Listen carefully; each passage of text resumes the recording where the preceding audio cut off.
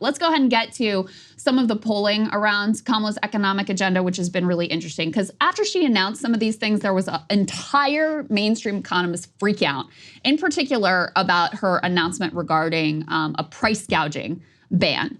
Now, just to be clear, first of all, she was very vague, which I don't appreciate. I would like to know more specifics about what she actually means here. But she seems to be modeling this after some Elizabeth Warren-backed legislation, which is very similar to state-level legislation that already exists in a majority of states across the country, including many red states. So this was nothing really radical, but there was a whole freak out about it. She was called a communist and price controls, et cetera, et cetera. You know, I might be in favor of some price controls, but there's no indication that Kamala Harris is.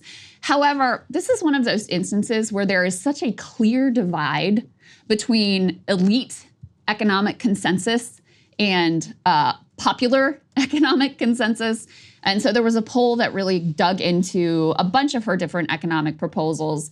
You can see it here up on the screen. So the purple bar is those who either strongly or somewhat support an issue. The gray is not sure. The red is strongly or somewhat oppose. And you can see that on all of these issues, they all garner majority support. And the opposition, the highest opposition is 27 percentage points. Specifically, on this question of quote unquote price controls, she's got capping increases on food and grocery prices. It gets 65% support, okay? Overwhelming support. Total opposite, again, of the picture that was painted in the mainstream press, and only 24% strongly or somewhat oppose. The most popular, and again, this is why you hear Democrats talk about this a lot, the most popular pieces of the agenda she announced had to do with getting down the cost of prescription drug prices. So the most popular policy, increasing the number of drugs eligible for Medicare price negotiations, capping the monthly cost of insulin at $35, expanding the earned income tax credit, capping out-of-pocket annual expenses for prescription drugs, directing the federal government to work with states to eliminate medical debt. So many of those top issues have to do, again, with the cost of healthcare. Then you get to prices with regard to food and groceries. Then you get to expanding a tax credit for housing developers who build affordable rental units. So now you're getting into housing, and it goes from there. Actually, they tested on here. I forgot this. They tested preventing corporate landlords from using algorithmic price setting tools, which is what we were just discussing in the previous segment. And that also gets 62% approval. Put the next one up on the screen and can show the partisan breakdown here, which, yeah, of course, there is some partisan divide. However, many of these issues were even popular among Republicans, including that capping increases on food and grocery prices.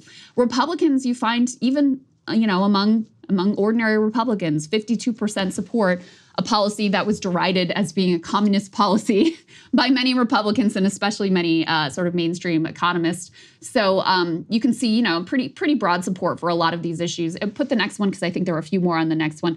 The most divisive, partisan divisive issue, just because I think of the way that the Affordable Care Act is so thoroughly branded and associated with the Democratic Party, is extending subsidies towards costs from the Affordable Care Act exchanges. Republicans very much, opposed to it. Democrats very, very much in support of it. So that was the most politically divisive issue. But overall, you can see, in spite of the freakout from elite economists, this is an agenda that is actually very popular. And as we said before, Saagar, we'll see if she leans into it, see if she actually, tries to pass some of this agenda when she's president, or if it's mostly just a messaging ploy. We do definitely know. Can we put D7 please up on the screen? Already they're telling Democrats on the Hill who were trying to backlash on the grocery store plan. They said, "Don't worry, guys, it will never pass through Congress, so it's not a big deal." I guess I haven't gotten to talk to you about price controls. Now, look, I don't support price controls unless it's basically in a time of war or an extremely bad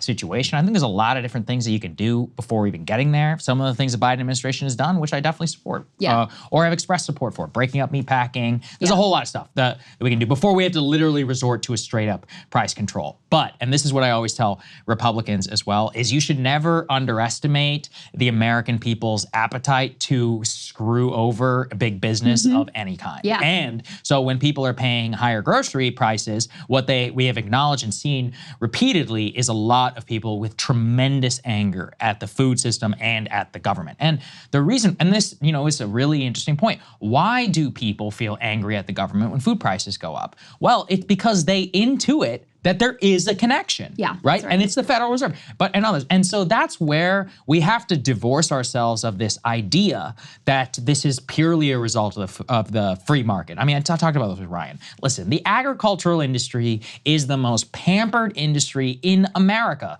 The Farm Bill, the amount of subsidies these people get, the amount of monopoly power that we de facto allow them. Think about the amount. I mean, if we own a small business, I would get on the ground and kiss it if we got the same level of tax breaks that these food producers do. And I'm not even mad about it per se, because the argument is what? Well, they're feeding the country. Fine. But then we also get a little bit of a say in how you do business. Yeah. And that is where there's a lot of problems lost in the discourse. So for example, there's a price gouging law on the books in Arkansas, red state, and I looked into it. It's kind of interesting, which is they don't tell you what you can and can't do, right. but you have to justify any price of X% increase. There's also a lot of talk about grocery stores and how they operate on low margins. That's definitely true of grocery stores. But what people forget is that it's about the food supply before the food even gets to the grocery store. Go and check the processed food industry and a lot of the rolled up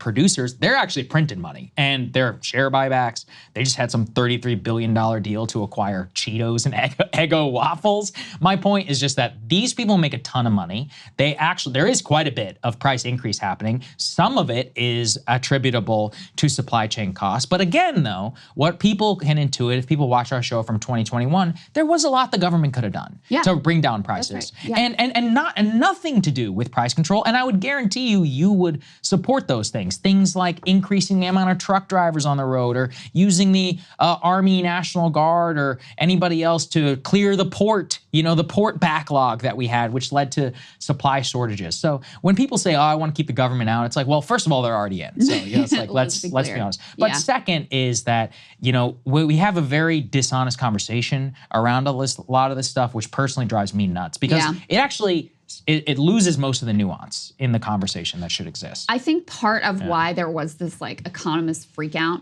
over this particular policy, which again is very similar to policies that are already on the books in a majority of states, which just gives the federal government a tool that they could theoretically use if you see clear examples of price gouging to be able to stop that, which I think is something, again, an overwhelming majority of Americans clearly support.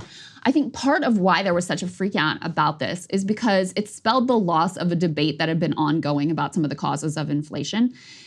When people like us were initially saying, part of what's going on here, I'm not saying it's 100% of the whole story, part of what's going on is that some of these companies realize that people are expecting inflation, and so they are price gouging. They are admitting on their earnings calls that we're able to spike prices way higher than our elevated costs. And you could look at their earnings and you could see their profit margins going through the roof while they're, crying poor about the supply chains or whatever their increased costs might be, or mostly crying poor about labor force is getting more expensive or whatever. A big component, in fact, some research shows the main component, a majority of the price increases actually came from this type of unchecked corporate greed and price gouging. Now, part of why they have the power to do that is because you do have so much consolidation in these various industries. That's why it's important both to have tools like anti-price gouging legislation, yes, at the federal level and at the state level, great, and to aggressively go after these industries that have consolidated so much so that you have more competition. That really, this is not about some communist scheme. It's actually, if you talk to Matt Stoller, I think he's right about this, is more about having actual, real, capitalistic, competitive markets. That's what's lacking in a lot of these industries. So yeah, I think that's part of why there's been such a freak out about it, because it shows Kamala Harris siding with that argument that yes, a big part of this was corporations. Yes, a big part of this was greedflation. And Biden, he never was comfortable. First of all, he's not capable of making the argument. Second of all, he was never comfortable making the argument because he's just such a, dyed-in-the-wool standard, his whole worldview formulated in 1982 or whatever. And so he would come out and he would do these little things, these little pressers around the meatpacking industry or whatever. But there was an argument internally within his administration about how much to lean into this conversation. And he was never comfortable being, like, to be honest, villainizing greedy corporations and corporate CEOs. He was never really comfortable doing that. Kamala Harris appears to be more comfortable doing that. I wanted to mention there was a poll that from YouGov that showed, that asked Americans who they trust more on lowering food costs. And it was basically a tie. It was 39 Kamala Harris and 38 Donald Trump. I think that is a dramatic, likely turnaround from how people would have rated this question with regard to Biden.